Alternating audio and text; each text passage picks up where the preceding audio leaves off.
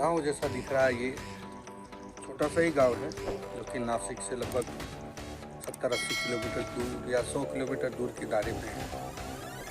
इसे वनी कहा जाता है। वनी गांव, वनी शहर है। वहाँ पे एक शादी अटेंड करने आया हूँ।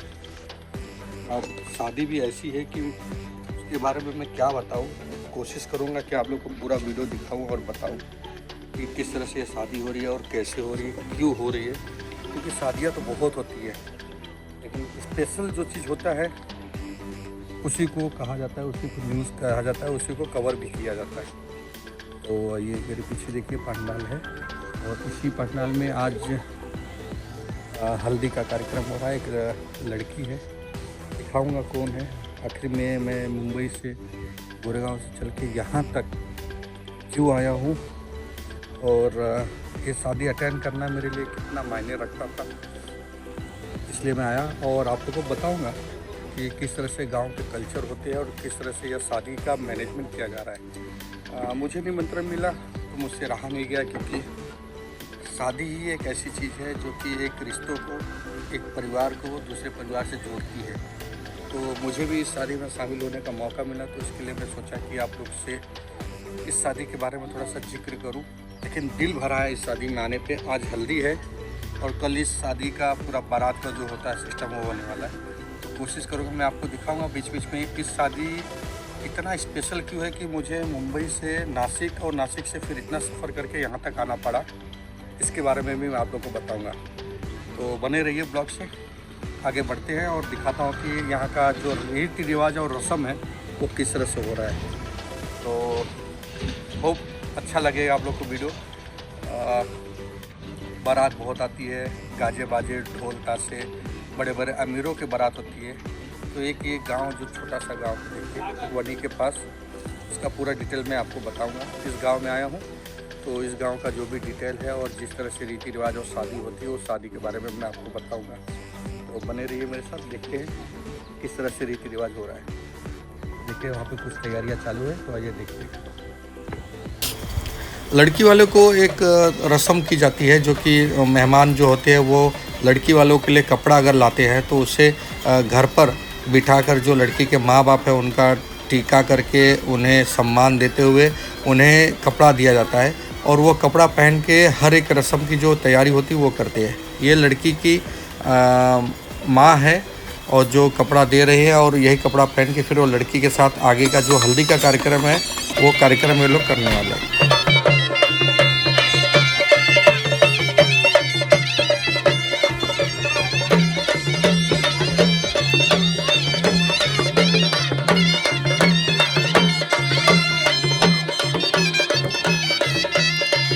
अब यह जो आप देख रहे हैं टेबल पर लड़की को बिठाकर, और इसे मौर कहा जाता है, मौरी कही जाती है। यह मौरी को लगाकर हल्दी लगाकर सभी लोग जो परंपरागत से कहते हैं, पारंपरिक गांव देश का जो होता है रीति रिवाज, उसके हिसाब से वो चूमते हैं और हल्दी लगाते हैं।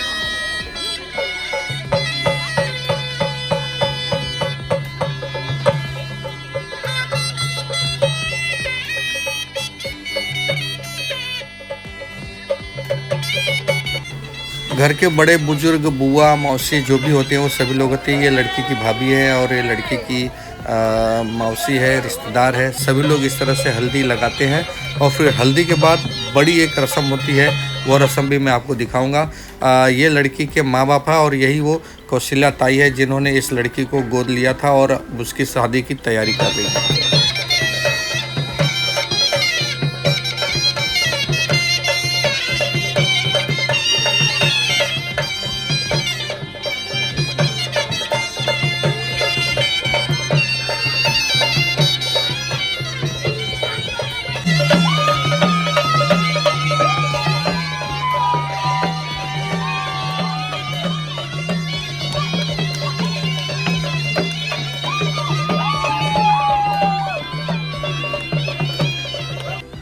यह जो नृत्य देख रहे हैं ये नासिक या कह सकते हैं महाराष्ट्र के ज़्यादातर क्षेत्रों में इस तरह से दुल्हन को कंधे पे बिठा कर डांस करते हैं। जितने मेहमान हैं वो सभी लोग जो बड़े बुजुर्ग हैं एक तरह से यह डांस करते हुए जो कि दुल्हन है उसको आशीर्वाद देते हैं। और इस तरह से ये पूरी रात यह हल्दी का कार्यक्रम जो है वो चलते रहता है। उसके बाद शादी के दूसरे दिन का यह नज़ारा है, जो कि जामुन के पेड़ और आम के पेड़ को लेकर यहाँ के जो घर के सदस्य लोग हैं वो नाचते गाते हैं और माड़व सजाते हैं। वह माड़व जिसमें यहाँ पे शादी की जाती है। तो आइए देखते हैं विधि विधान।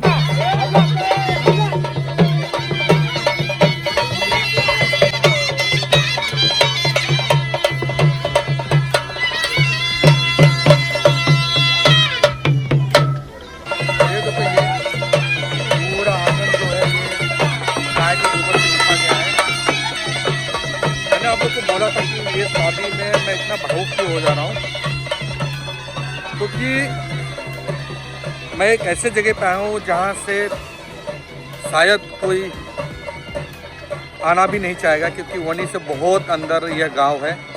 और इस गांव में मैं जिस शादी में आया हूँ वहाँ पे 12 बच्चे ऐसे बच्चे हैं जो अनाथ बच्चे हैं। उनको एक ताई है, वो ताई पालन पोषण करती है, जिनके माँ बाप छोड़ दिए हैं। और बहुत सारे ऐसे हैं जिनके माँ बाप हैं फिर भी वो बच्चे, कुछ स्पेशल बच्चे कहूँगा मैं, उनको कुछ नाम नहीं दूंगा, वो स्पेशल बच्चों की पालन करती हैं। उन्हीं में से एक ही आज लड़की है जिसकी ये शादी है। मेरा सौभाग्य है कि मुझे आने का मौका मिला और इन लोगों के जो कल्चर और जो रीति रिवाज है उस रिवाज को जानने का मौका मिला। तो इसलिए मैं कह रहा था कि ये शादी इतना स्पेशल क्यों है। स्पेशल देखिए, हम बड़े बड़े बारात में जाते हैं और एक गांव खिड़ा का किस तरह से रिवाज परंपरा है, ये देखिए। ये लोग अपने में ही खुश कैसे है, क्या कहूँ, उनके लिए कोई शब्द नहीं है मेरे पास। लेकिन चंद लोगों के साथ आज ये 2 से 3 दिन जो मैं बिता रहा हूँ, मैं कभी ज़िंदगी में नहीं भूलूँगा और खुशी ना भूलूँ और आपको को भी बताऊँ कि इनका कल्चर कैसा है। आज बारात आने वाली है और कल मैंने आपको दिखाया था इनका हल्दी और कल्चर का जो कार्यक्रम था कि किस तरह से कार्यक्रम किए थे। तो चलिए एंजॉय करते हैं इनके साथ, और बारात आएगी तो बारात के बारे में भी बताऊंगा किस तरह से इनका शादी और शादी ब्याह करते हैं। ठीक है। अब यह जो नृत्य आप देख रहे हैं ये एक पारंपरिक नृत्य है, जो कि जब शादी के दिन कलश भरा जाता है, जो कि हर धर्म में होता है। कलश भरकर पानी भरते हैं उसमें, तो वो कलश भरने के लिए जब बुजुर्ग लोग जाते हैं तो वो इस तरह से एक छोटा सा नृत्य जैसा कार्यक्रम होता है, जिसमें वो वाद विवाद भी होता है, वह कार्यक्रम है।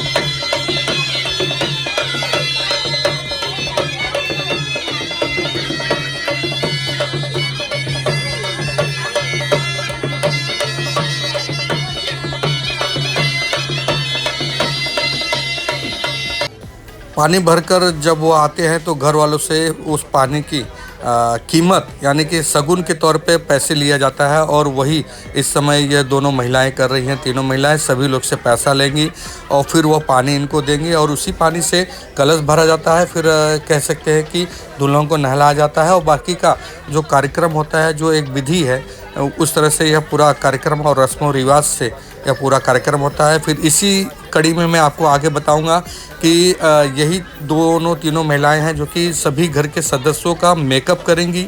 और किस तरह से मेकअप करेंगी वो एक हास्यास्पद है, लेकिन आप देखोगे तो एक अजीब सा यह परंपरा है। वह परंपरा भी ऐसे निभाया जाता है आज के ज़माने में, वह मैं आपको दिखा रहा हूँ।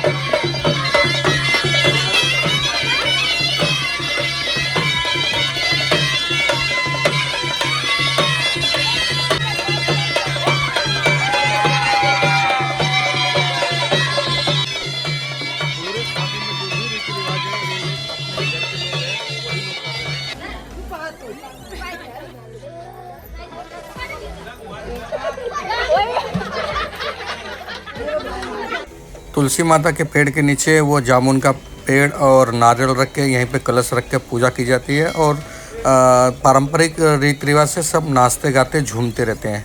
उसके बाद जैसे कि मैंने आपको वीडियो में बताया था कि परिवार का मेकअप भी किया जाता है, तो ये जो आप देख रहे हैं यह मेकअप वाला प्रोसीजर अब चालू हो रहा है। पहले बाल बनाएंगे, फिर पाउडर लगाएंगे, लिपस्टिक लगाएंगे, ये सब है। एक हास्य तरीके से ये किया जाता है। पहले लड़की की माँ से शुरू होती है, घर के सभी सदस्यों का मेकअप किया जाता है, फिर जो मेकअप करने वाली है उनका भी मेकअप घर वाले कैसे करते हैं वो भी आप देखिए। देखो पाउडर लगा रहे हैं, मेकअप कर रहे हैं।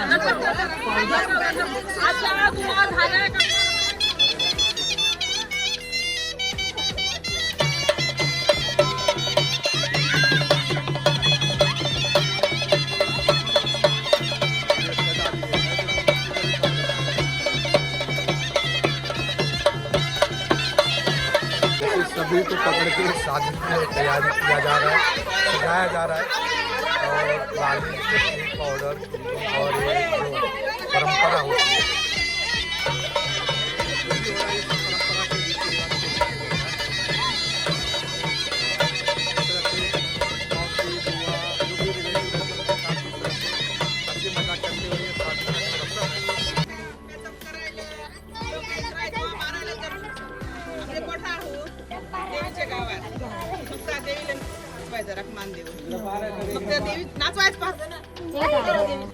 अब जो बात मैं आपको बताने जा रहा हूँ बहुत ध्यान से सुनिए, क्योंकि अभी तक जो चल रहा था ये बहुत ही पारंपरिक ढंग से जो रीति रिवाज है वो चल रहा था। लेकिन अब मैं आपको बताऊँ कि जब मेकअप वगैरह सब हो गया तो एक परंपरा आ रही है कि पूरा जब गाना समाप्त होने को आता है तो जिस गांव क्षेत्र में है, यानी कि वनी गांव में है, तो वनी की जो यहाँ पे सप्तसिंगी देवी है उनके लिए बाजा न बजाना, उनके लिए स्वागत सत्कार का जो कार्यक्रम न करना थोड़ा सा अनुचित लगता है। इसलिए माता रानी के नाम पर ये न्यौछावर किया जा रहा है और माता रानी के नाम पर यहाँ पे वो एक गोंधड़ टाइप का जो गाना होता है, जो भक्ति वाला गाना होता है वो बजता है। लेकिन वह गाना बजते ही माता की सवारी आ जाती है। माता अपने भक्तों पर सवार होकर यहाँ पे आती हैं और वो लोगों को अपना आशीर्वाद देती हैं। तो ये देखिए की परंपरा है, रीति रिवाज है और वही सब हो रहा है। किया जा रहा है एक हिसाब से कह सकते हैं कि यहाँ पे स्वागत हो रहा है।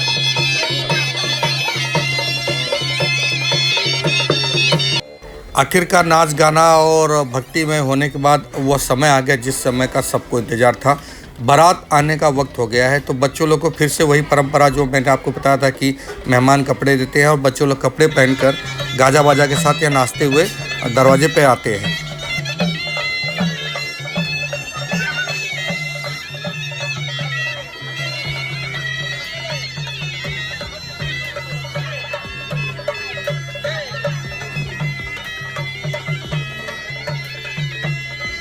नाच गाने के साथ अब वो माड़ो वाला जो वक्त है वो आ गया है। अब लड़की को बिठाकर कलशे को पत्ते से बांधकर, माड़ो को पत्ते से बांधकर एक विधि है वो विधि विधान किया जाता है और यहाँ पे पारंपरिक जो विवाह का शादी का जो गाना होता है वह गाती है।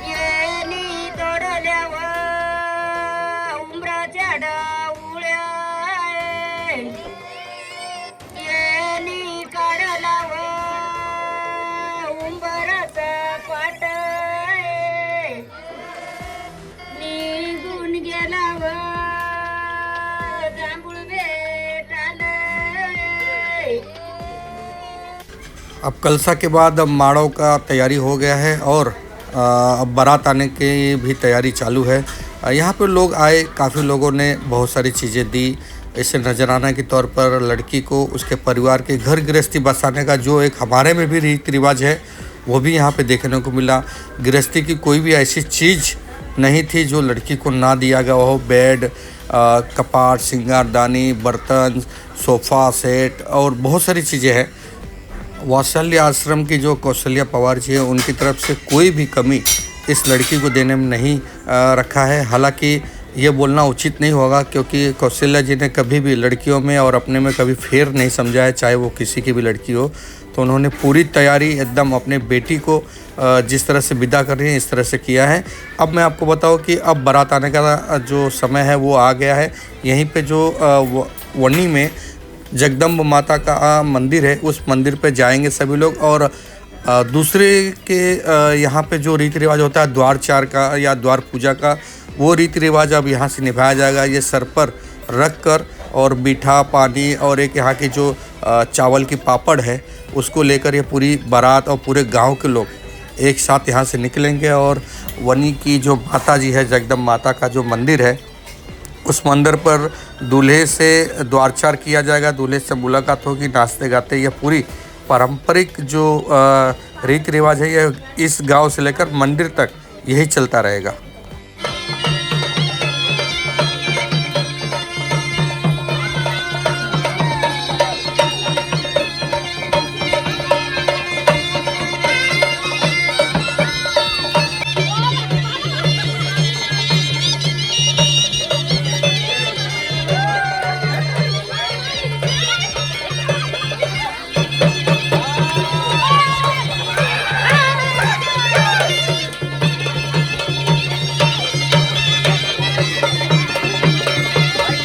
अब वो पल आ गया जिसका सभी लोगों को कई सालों से इंतज़ार था, और कौशल्या जी को तो बहुत ही इंतज़ार था, क्योंकि उन्हें अपने यहाँ से इस बिटिया को विदा करना था।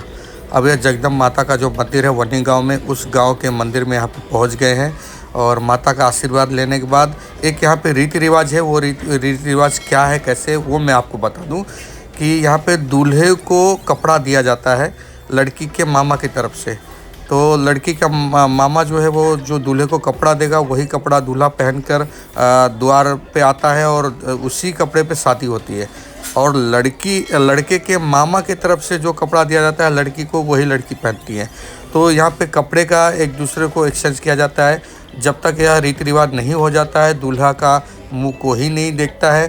सासू माँ मतलब लड़की की माँ जो है वो दूल्हे का मुंह देखती है, खुलवाती है, उसे पानी पिलाती है। और जो एक रिवाज है दूल्हे को वो होता है। और जिस तरह से आप देख सकते हैं कि हल्दी वाला ही कपड़ा दूल्हा पहना हुआ है। दूल्हा ये जो कलश लेके आई हैं, सर पे लेके आई हैं, दूल्हा उसमें पैसे डाल के एक रस्म जो है वो निभाई जाती है। और दूल्हा भी देखिए आप बहुत ही खूबसूरत लग रहा है। उसके बाद वही कपड़ा पहन के द्वारचार होता है। जब द्वार पे दूल्हा आता है तो लड़की के मामा लड़की को गोद में उठाकर लेके आके दूल्हे के पास खड़ा करते हैं। दूल्हा और वो आगे बढ़ते हैं। जो महाराज आए हुए हैं पंडित जी, वो एक पर्दा लगाते हैं बीच में, और दोनों दूल्हा दुल्हन को जनेऊ के द्वारा जो गठबंधन है उस गठबंधन करते हैं। और गठबंधन के बाद वो मंत्रोच्चार चालू हो जाता है।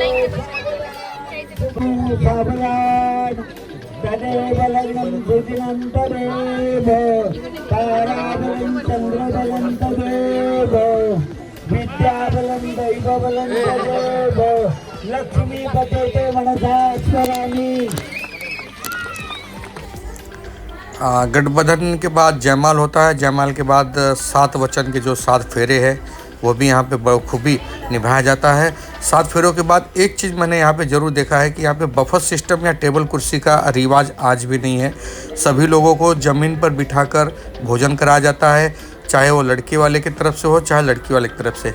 और यही एक रिवाज देखने के लिए और जानने के लिए मैं मुंबई से नासिक के वनी गांव तक, और यहाँ पर जो वात्सल्य आश्रम है जहाँ पर कौशल्या जी अपना आश्रम चलाती हैं, उसी आश्रम में लोग बैठ के खाना खा रहे हैं, वही देखने के लिए मैं इतने दूर से चले आया। एक चीज़ मैं आपको और बता दूं कि हम कभी भी ज़मीन पर बैठने के लिए हिचकिचाते हैं, लेकिन यहाँ पर बैठ के भोजन करने में किसी को कोई हिचकिचाहट नहीं थी। सभी लोग ने अच्छे से भोजन किया। भोजन के पश्चात कन्या का विदाई होती है और बारात अपने घर को लौटती है।